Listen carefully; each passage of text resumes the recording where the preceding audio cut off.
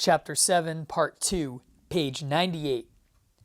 An alternative to quotas, or limiting the amount of fish a fisherman can catch, would be to limit the amount of time he is allowed to fish.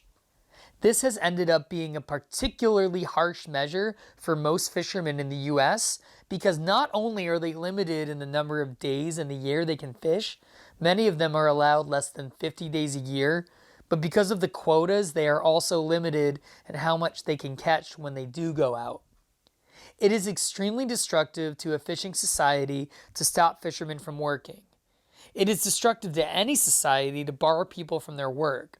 A fisherman is by nature a hard worker, and being told he can only work 2 months a year is unbearable to him.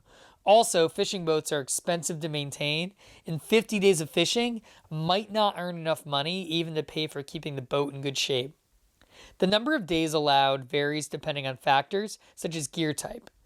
Because the days at sea were determined as a percentage of the days a vessel had been fishing when the regulation was first imposed, it favors the most destructive kind of fishing, the large bottom draggers. Top of page 99. Since these vessels could stay out at sea for weeks and even 15 hours a day, they got the most days at sea. Limits on days, along with high fuel prices, make fishermen want to stay close to home when fishing instead of using up precious fishing days, not to mention fuel, traveling to and from distant fishing waters. The problem with this is that whenever fishing is concentrated on one area, it has an enormous negative impact on that area. Fishermen have tried to find ways to get around time limit regulations. Many have bought several boats or gone into partnership with several boat owners so that once a vessel uses up its allotted days, the fisherman can simply take out another vessel for a few months. This is what was happening in Iceland until the government discontinued days at sea limits, finding it wasteful to encourage fishermen to have this huge fleet of boats sitting underutilized in their harbors. Other fishermen have turned to gill netting. This is an old fishing technique in which a net is anchored in the sea. Fish swim into the net and get caught in the holes in the mesh, literally grabbed in the gills by the net. The advantage of this is that a fisherman can leave the net at sea and come back for it later, so the fisherman is not using up his days at sea, time, or fuel. Page 100. But there is an environmental problem with gill nets. They're wasteful. The nets catch fish indiscriminately, and sometimes they break away from their moorings and roam the ocean, continuing to catch fish until the net is so fish-laden, it sinks to the bottom of the ocean to become food for predators. In New England, fishermen have started experimenting with self-regulation. A group of fishermen form a sector and agree that this group will fish only a specific quantity of each of the 17 species of groundfish that are allowed in New England. Top of page 101. The group regulates themselves however they want, as long as at the end of a year they have landed only the prescribed quantity. These fishing sectors have been able to meet these goals without limiting days at sea or the amount of catch on a trip, so there is no need to throw fish overboard. The experiment seems to support the long-held view that fishermen can regulate a fishery better than the government can, but they are closely monitored. Another possibility that has had some success in recent years in both the Atlantic and the Pacific is temporary closing off certain areas from fishing. Then after a few years, when the fish in the area appear to have recovered from the damage of fishing, the area can be opened up again, and then a different area can be closed off. Such a system depends on defining more than just 2 grounds. It does no good to close off an area only to send all the fishermen to destroy a second area. But if there are a number of areas used in rotation, extensive damage to any single one area may be avoided. We know that fish populations will sometimes recover if left alone. The greatest catches in modern European history were after World War II because warfare had made it too dangerous to fish for 5 years.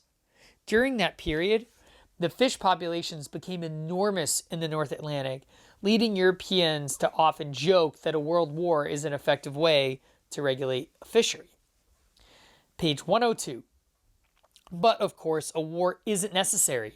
It was the 5 years without fishing that was effective.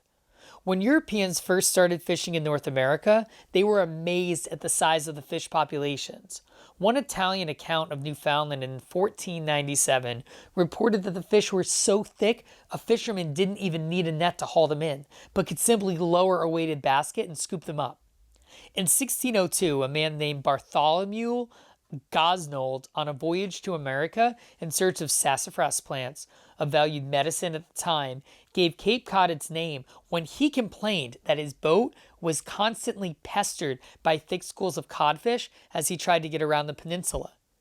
The reason the pre-European American waters had so many fish was that the Native Americans living there, unlike Europeans, didn't engage in large-scale commercial fishing. They only fished for their dinners. Page 103. When fishing areas are closed off for a number of years, they usually recover, but it is hard to know how long you have to wait. And if too much destruction has been allowed, they may never recover, which is what seemed to be the case in the Canadian Grand Banks. This type of regulating holds great promise, though. Unfortunately, it's based on human calculations, how to define the fishing areas that need to be closed off, when to close them, which ones to close first, and when to open them again. These are very different decisions. For all the successes with this type of regulation, there have also been failures. And the real problem is that we have driven nature so far, so fast, that we simply cannot afford to make any more mistakes. One of the greatest problems in fishery management is this species by species approach. If cod stocks are down and herring stocks are up, these are not unrelated problems because cod feed on herring. But there is no one in charge of managing the ecosystem. Page 104.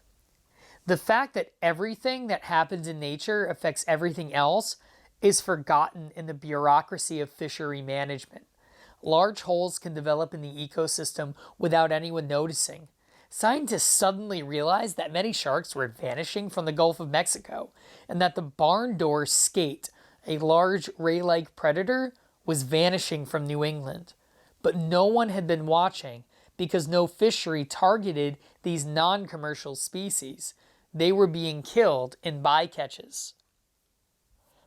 Page 105. Daniel Pauly, a scientist at the University of British Columbia and one of the leading experts on fish stock assessment, is one of the many scientists who has called for, quote, ecosystem-based management, end quote. But the idea is only catching on very slowly. The bureaucracy needs to read Darwin.